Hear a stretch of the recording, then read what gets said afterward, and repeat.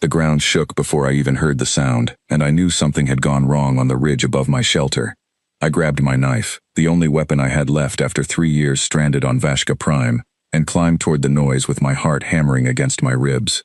Smoke rose from the tree line. Somewhere beyond it, a pack was dying, and I was about to find out why. My name is Daniel Ashford, and before my ship broke apart in the atmosphere of this world, I was just a supply engineer heading to a border colony. Now I was the only human most of this planet had ever seen, hiding in the wilds of a world ruled by the Kryven, a species of wolf-like hunters who measured worth in blood and strength. I reached the top of the ridge and froze. Below me lay the remains of a pack den, torn open, bodies scattered across the frost-covered grass. I had seen packs fight before from a distance, but never like this. This was not a battle. This was a slaughter. The kind Kryven law allowed when one alpha wanted another alpha's territory and everything that came with it. I almost turned back. Getting involved in Kryven politics was the fastest way to get myself killed. But then I heard it, a small, broken whimper coming from beneath a collapsed shelter of woven branches. I should have walked away. I didn't. Underneath the wreckage I found 2 cubs, barely old enough to open their eyes properly, shivering and starving, pressed against each other for warmth. Their fur was marked with a pale silver pattern across the shoulder, a marking I had seen only once before, on a Kryven trader who told me it meant alpha bloodline. Marked cubs like these were never spared.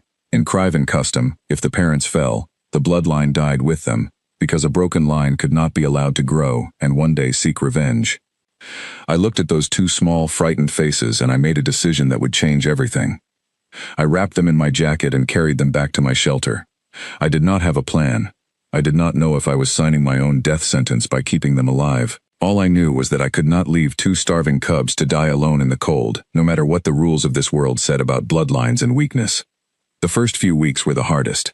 I had no idea how to care for Kryven cubs. I fed them what I could hunt and forage, boiled water to keep them warm, and stayed awake through freezing nights listening for predators that might smell them before I did. I named them Kale and Vera, simple names, human names, because I did not know their birth names and because giving them something of my own world felt right. They grew fast. Within a year they were already taller than any human child their age would have been, with sharp eyes that watched everything I did. I taught them how humans think, not just how Kryven hunt. I taught them patience instead of pure aggression. I taught them to set traps instead of chasing prey until exhaustion. I taught them that working together mattered more than who was strongest in the moment. Other Kryven found us more than once, scouts from nearby packs, curious about rumors of a human raising monsters in the wild. Some came with weapons ready, expecting an easy kill. I learned quickly that confidence and unpredictability kept me alive more than any blade could. Kryven respected strength, yes, but they respected the unknown even more. And nothing was more unknown to them than a human who refused to run, and refused to fight the way they expected. One encounter I remember clearly. A hunter named Rask, broad-shouldered and confident, tracked us to a stream where Kale and Vera were practicing how to move without being seen. Rask stepped out from the trees, teeth bared, certain he had found an easy target in a den without a real alpha to protect it. I stepped between him and the cubs before he could take another step. "They are mine," I said, keeping my voice steady even though my hands were shaking. "You want them, you go through me first." Rask laughed, low and mocking. Humans were known as strange creatures across this world, said to survive things that should have killed them. He had probably heard the stories and dismissed them as nonsense. I did not fight him with strength, because I had none to match his. Instead, I used the terrain, led him into a section of loose rock near the stream bank, and let his own weight and momentum do what my muscles could not. He slipped, lost his footing, and by the time he recovered, Kale and Vera had already vanished into the trees, exactly as I had trained them. Rask left without them that day, more confused than angry. Word spread after that. The human who raised marked cubs was not an easy target. He was something else entirely. Years passed like that, quiet seasons filled with small victories and constant vigilance. Kale grew into a hunter with instincts sharper than any pack member I had ever seen, but paired with something rare among Kryven, patience. Vera grew just as strong, but with a mind for strategy that made her dangerous in ways claws alone never could.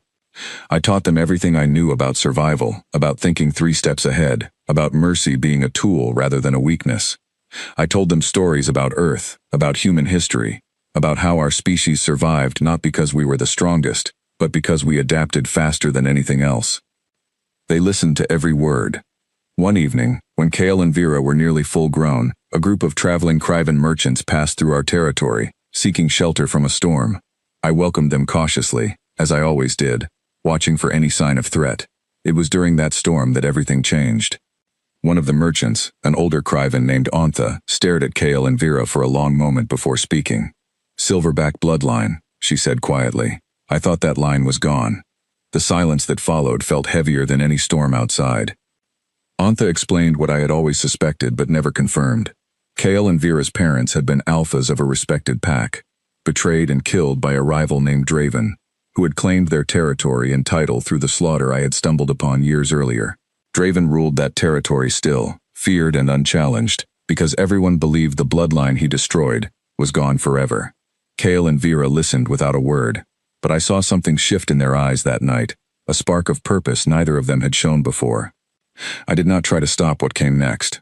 I could have. I could have told them to stay hidden, to keep living safely in the shadows of the wilderness where no one could hurt them. But I had raised them to think for themselves, to make their own choices, and taking that away now would have betrayed everything I taught them. Instead, in the weeks that followed, I gave them my final lessons. I taught them that strength was not only about claws and teeth, but about outthinking an opponent who expected only brute force. I taught them that mercy, used wisely, could be more powerful than cruelty, because it made allies out of those who expected only fear.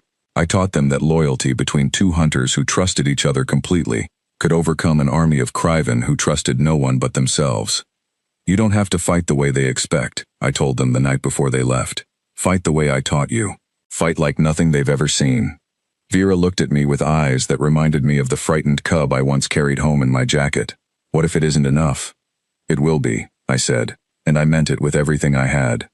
They left before sunrise, moving quietly through the forest toward the territory that had once belonged to their parents. I stayed behind, not because I didn't want to follow, but because I knew this had to be their moment, not mine. The following weeks were the longest of my life. I heard rumors carried by traders passing through, stories of two Kryvan appearing at the edge of Draven's territory, challenging the right of his rule under the old bloodline laws. Draven, confident in his strength and unwilling to appear weak by refusing a challenge, agreed to meet them. What happened next spread across the region faster than any storm. Kale and Vera did not fight the way tradition expected. Instead of a direct clash of strength against strength, they used the terrain the way I had taught them, drawing Draven's forces into positions where numbers and brute force meant little. They worked together with a trust that Draven's own pack, built on fear rather than loyalty, could never match. When the moment came for the final challenge, Vera used strategy to expose weaknesses Draven never expected to be tested, while Kale's patience allowed him to outlast an opponent who relied only on speed and aggression. Draven, faced with a defeat he could not explain through any rule he understood, ultimately yielded his claim rather than risk further humiliation before his own pack. It was the first time in generations that a challenge had been won, not through raw dominance, but through methods the Kryvan had never respected before.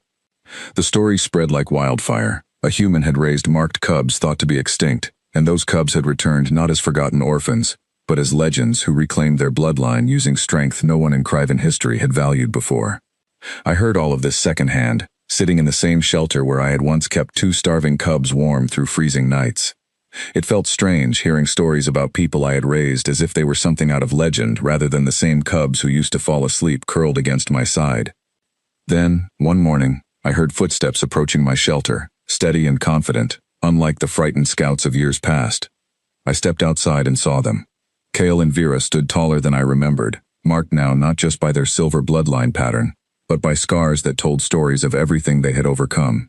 Behind them stood members of their reclaimed pack, watching silently, waiting to see how their new alphas would treat the human who raised them. Vera stepped forward first. "We came back," she said simply. "I see that," I said, my voice catching in a way I hadn't expected. Kale looked around at the small shelter, the same one that had sheltered them as cubs, and something in his expression softened. "This is where it started." "This is where you started," I corrected gently. "Everything after that was you." They exchanged a glance, and then, in front of their entire pack, they lowered their heads toward me. A gesture I had learned meant deep respect among Kryvan, reserved only for those considered family by blood or by choice. The pack members behind them watched in stunned silence. In all of Kryvan history, no outsider, let alone a human, had ever been given that gesture by reigning alphas. You didn't have to do that, I said quietly. We wanted to, Vera replied. Everything we are, we became because you refused to let us die when the rules said we should have. Word of that moment spread even faster than the story of their victory. Across Kryvan territories, old ideas about strength and weakness slowly began to shift. Packs that once dismissed patience and strategy as unworthy traits began to see them as tools that could win battles brute force alone could never achieve. Human customs, once viewed as foreign and strange, started earning quiet respect among those willing to look past old traditions. I never became a legend myself. I never wanted to be one. But I became something else entirely. Something the Kryvan had no word for until Kale and Vera gave them one. Family. Years later, when travelers speak of the reign of Kale and Vera, the alphas who reshaped what strength meant across their territories, they often ask how two cubs marked for death became legends respected across an entire species. The answer is simple, though it took me years stranded on a hostile world to understand it myself. Legends are not born from strength alone. They are built quietly, in moments no one else is watching, through patience, sacrifice, and the simple refusal to give up on something the rest of the world had already decided was worthless. I did not raise Kale and Vera to become legends. I raised them because they deserved a chance to live. Everything else, they built themselves.